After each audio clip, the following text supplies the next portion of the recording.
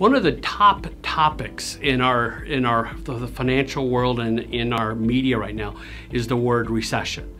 Are we in a recession or not? And then the media is talking about what happens to housing during a recession. They're telling us that housing's going to crash. The recession's going to destroy the housing market. Well, will it? Or is this misinformation from the media?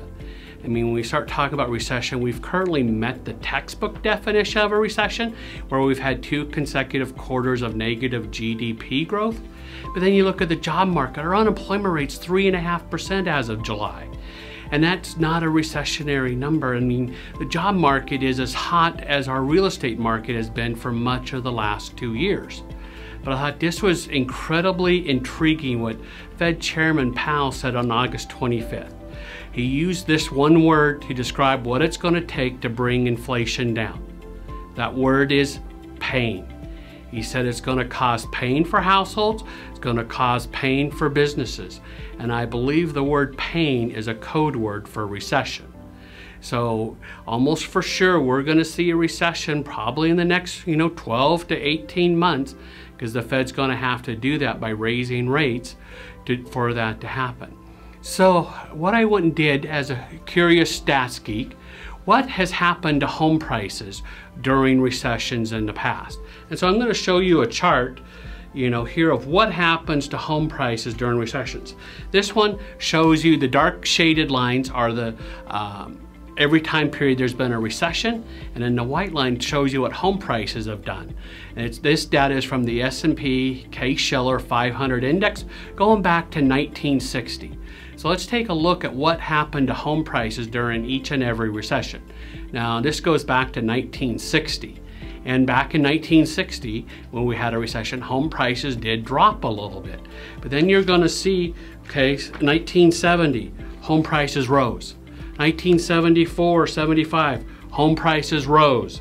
1979, home prices rose. 81, home prices rose.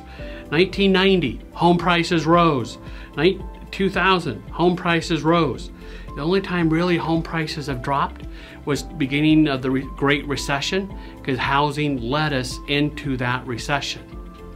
And so I was a little surprised by this, that home prices continued to rise during a recession here nationally.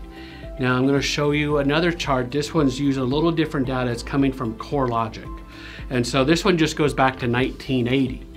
And the dark shaded part is the Denver numbers of what home prices in Denver have done during 4 out of the last 5 recessions. This chart doesn't include the COVID recession because it was only 2 months long.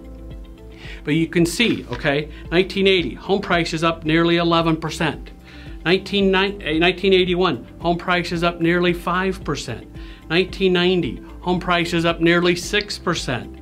Then in 2001, home prices were up 4.7%. The only time home prices in Denver in the last 42 years, home prices have dropped during a recession, was during the Great Recession, when housing led our economy into a recession because of irresponsible lending and way too many homes being built.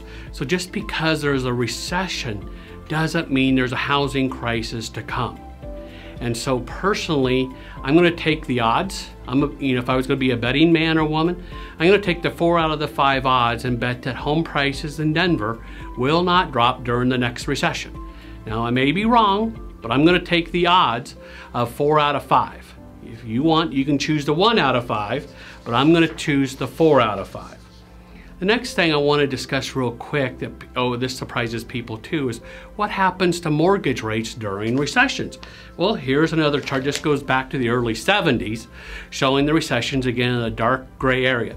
Each and every time mortgage rates drop during a recession.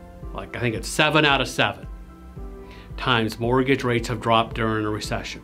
So I'm going to take my odds there too. That whenever we do have the next recession, home prices are going to drop, or mortgage rates are going to drop during the next recession. So you may be thinking to yourself, well, maybe I'll wait to buy a home until mortgage rates drop. Well, do you remember the first 2 slides I showed you?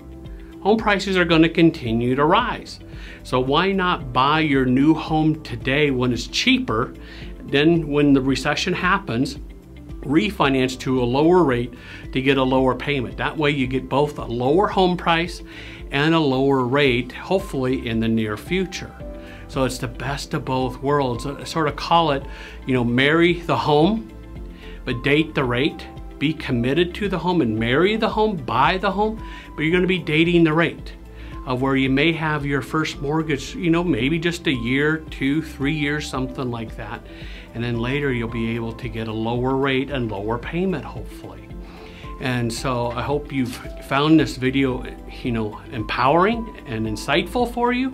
Please feel free to share it with others.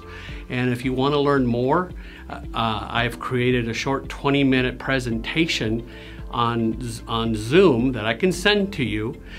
Text me your email address and I will send you this presentation titled Answers to the Top 5 Questions Home Buyers Need Answers to Today.